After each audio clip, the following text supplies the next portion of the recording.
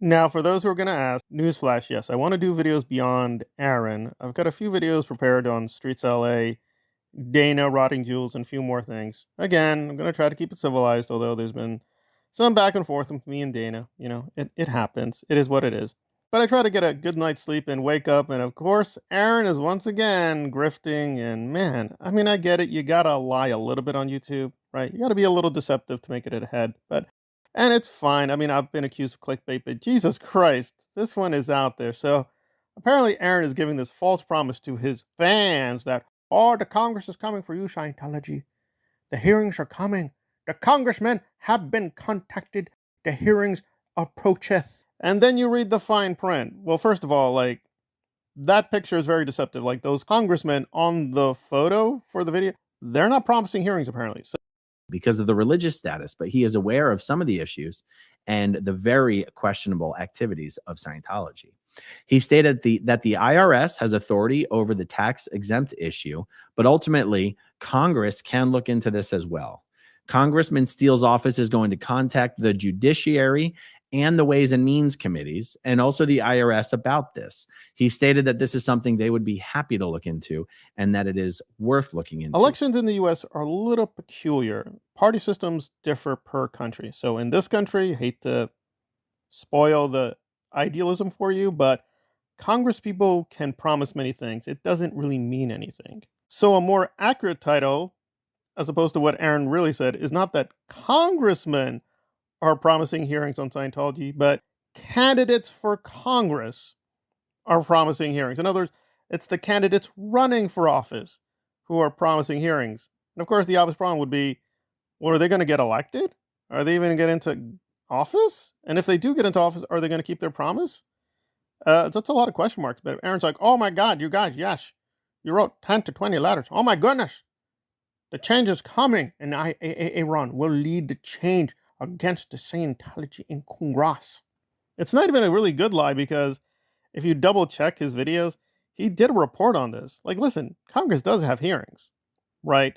Now, I will push back against some people think I'm just reiterating the Reddit, but you got to admit, the Reddits have been really brutal towards Aaron. I mean, the fact checking is insane. It's hard to find almost any video without problems with Aaron. But anyway, so the Reddit people are like, oh no, this will not happen, right? Because if the Republicans win this fall, then they're saying, in all likelihood, nothing will happen on Scientology. Well, listen, nothing will happen on Scientology with Congress for a very simple reason. And I hate to be, we're already getting political, but I'll get uber political with the Israeli Palestine issues. Like, why is there no traction? I mean, whether you like Israel or not, there's definitely certain times they've been definitely guilty of war crimes. So you would think there would be a ton of outrage in Congress because usually congressmen, dead children killed intentionally. It's not a good look.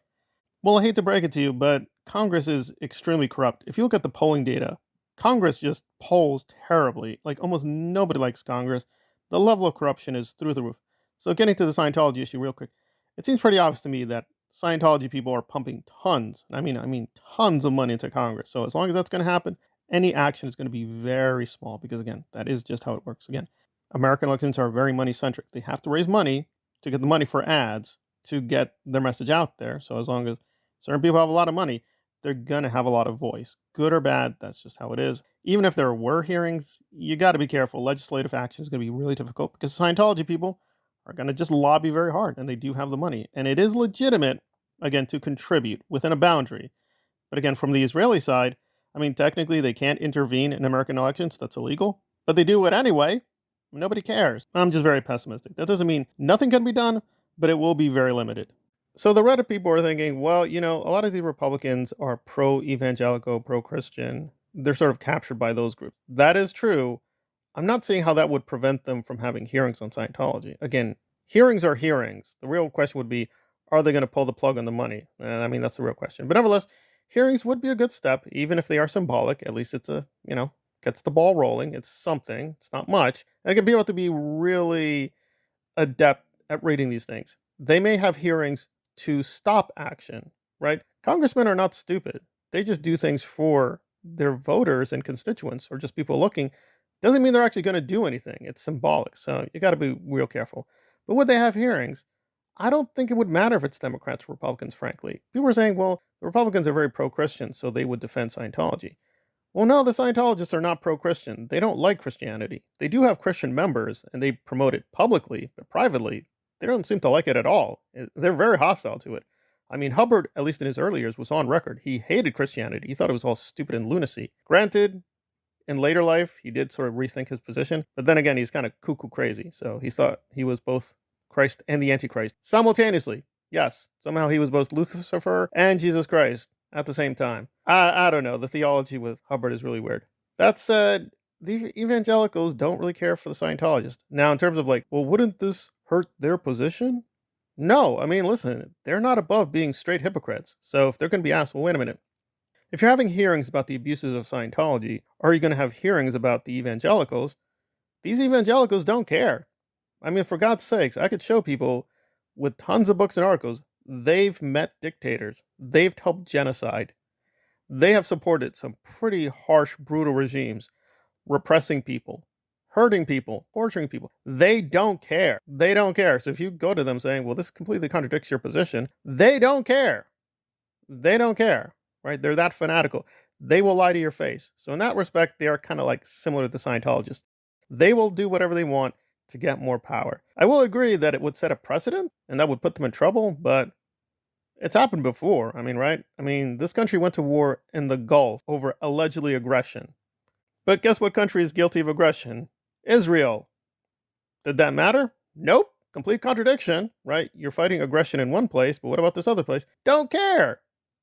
Right? I mean, Tiananmen Square happened, and Congress did do a few things on that. They slapped some sanctions, but they still traded with China. Hoping that Congress people are really moral, ethical people is kind of silly. I mean, I get it.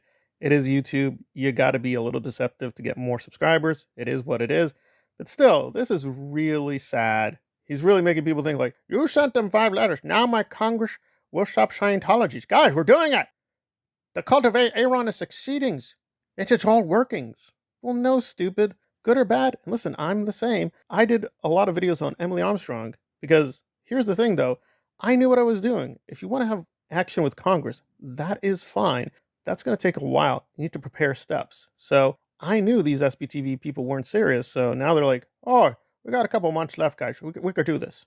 They're going to be obsessed with the presidential race. They're not going to have the time or energy or focus to look at this issue, which, you got to be brutal, is a very minor issue to most American voters. I'm sure I could take a camera and start asking people, what do you think about hearings in Congress about Scientology? They would look at me like I'm totally crazy. They would look at me like, what are you babbling about? What people care about today now is Israel, inflation, jobs, so on and so forth. Those are the issues that the congressmen are going to focus on. If they're going to spend a little time on the Scientology saying, oh, yeah, I'll do a hearing. You got to take it for what it is. It's like, yeah, they're trying to get a few votes extra, but I don't know. That said, I am confident hearings will eventually happen. Again, congressmen do like issues to moralize about. I mean, they could be complete hypocrites. They don't care. So I do think hearings will eventually happen, but you got to tell people the brutal truth. Even if you remove the tax exempt status, that doesn't stop Scientology. Scientology is not tax exempt in all places, right? There are places that does not have tax exemption. They're still there. They're willing to pay minimal taxes to still be in an area where they don't get tax exemption. So tax exemption is a great goal. It doesn't end the whole fight. But, Aaron's going to lie to you, going to lie to your face. I get that. It's just going to continue for a while. But I will end here that this is really ugly in a second way that people don't realize. Because listen, if you have a charity or nonprofit, you are restricted in lobbying Congress. But here's the thing. Aaron has a not-for-profit. So technically, he has the ability to lobby directly. He can spend money directly to lobby Congress. If I had a nonprofit educational charity, I cannot do that. That is illegal. You can be put in jail for that. However, Aaron literally has a private corporation. He could spend his own money to run ads or to directly lobby Congress people. He's not going to do it. He's just going to keep the money in his pocket. It is another day of him just be shamelessly just grifting and asking people for money. Give me the money. I will go to the not with a lobbying group. No, I can't do that, guys. I mean, what do you want me to do? Set up a corporation? Even though, didn't you just set up a corporation? No, it's Florida. It's different. It's magics. Anyway, but yes, pressuring Congress is a good thing, but really getting some candidates to say, maybe I will hold hearings, maybe is like, well, it is what it is. Maybe hearings will happen. maybe hearings will not happen. We shouldn't be selling people false hope like that. I mean, it's a little scummy. But again, if we can get some pressure going, that's great. But yeah, Aaron trying to do this to pump more confidence into his leadership position is what it is. It's just very, very cynical. Very, very cynical.